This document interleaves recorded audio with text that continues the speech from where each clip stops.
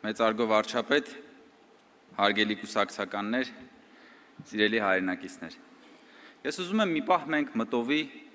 տեղափոխվենք 5 տարի առաջ այս նույն ժամանակներ։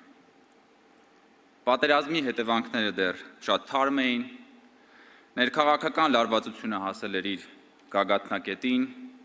Հայաստանը ենթարկվել էր արտաքին հարձակման, մեր դաշնակիցները օգնության չէին հասել։ Այն ժամանակ ձեզանից քանի հոգի կմտածեր, որ 5 տարի անց մենք Ադրբեջանի հետ ունենալու ենք խաղաղություն, սկսած ենք լինելու սահմանազատման գործընթացը, 2 տարուց ավել կրակոցից զոհ չենք ունենալու, Ադրբեջանից ներմուծելու ենք վառելիք, Ադրբեջանի տարածքով ներմուծելու ենք հացահատիկ։ Դա ֆանտաստիկ մի բան էր այն ժամանակ։ Եվ այսօր այդ ֆանտաստիկ բանը դարձել է իրական մի բան, եւ դա ինքնին ֆանտաստիկ է արդեն։ Բայց այստեղ կա մի նրբություն, որի մասին մենք պիտի խոսենք։ Մենք լավ բաներին վարժվում ենք հեշտությամբ, եւ ինչ որ պահի մեզ թվում է, թե այն ինչ ունենք միշտ ենք ունեցել, եւ կունենանք անկախ ամեն ինչից։ Սա մոլորություն է, եւ այս մոլորությունը շատ նման է մարդու առողջությանը։ Սովորական պայմաններում մարդը ամեն օր չի մտածում իր երիկամների մասին։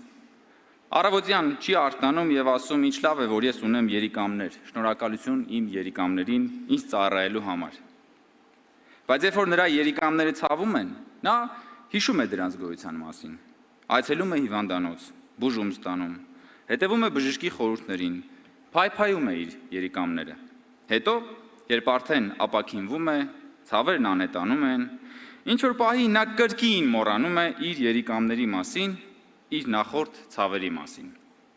Ու եթե հանկարծ շատ է մոռանում, ցավերը կարող են վերադառնալ եւ այս անգամ ավելի ծանր հետևանքներով։ Մենք պիտի պահպանենք մեր նվաճումները եւ առաջին հերթին այն խաղաղությունը, որ ամեն օր ունի մեր խնամքի եւ հոգացության կարիքը։ Այդ խնամքը երբեք չի դադարելու, չի ավարտվելու, այնպես ինչպես երբեք չի ավարտվում մարդու խնամքը սեփական առողջության նկատմամբ։ Ես հիշում եմ, որ երբ վարչապետը 5 տարի առաջ առաջին անգամ ազգային ժողովի ամբիոնից հայտարարեց ապագա կա,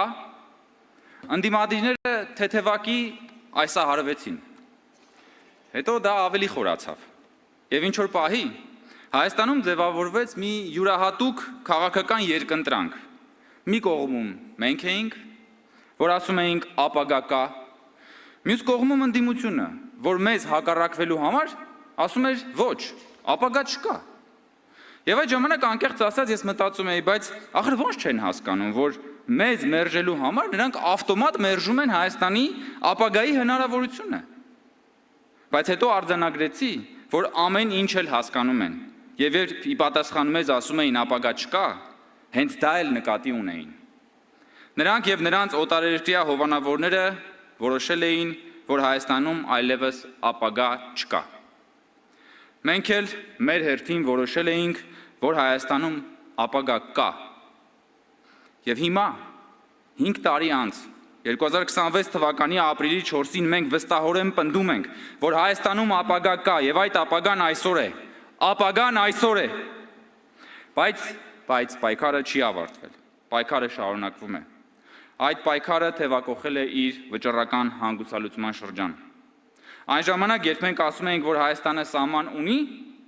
նույն շրջանակները պնդում էին, որ Հայաստանը սահման չունի։ Հիմա, երբ մենք ասում ենք խաղաղություն կա, նրանք ասում են խաղաղություն չկա։ Մենք ասում ենք կա ապագա, կա սահման, կա խաղաղություն, կա Հայաստան։ Նրանք ասում են չկա ապագա, չկա սահման, չկա խաղաղություն, չկա Հայաստան։ Այսպիսի պատմական հանգրվանում ենք կանգնած այսօր։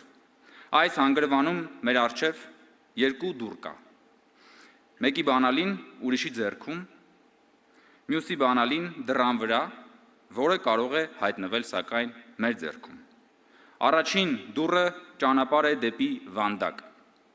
երկրորդը ճանապարհ է դեպի ազատություն։ Ահա սիրելի ժողովուրդ, ահա թե ինչ է վճռվելու հունիսի 7-ի ընտրությունների ժամանակ։ Հայաստանի քաղաքացին գնալու է ընտրական տեղամաս, վերցնելու է քվեաթերթիկը, վերցնելու է այդ դռան բանալին եւ իր ընտրությամբ վճռելու է Հայաստան կա Հայաստան։ Հայաստան կա Հայաստան։ Հայաստան կա Հայաստան։ Շնորհակալություն։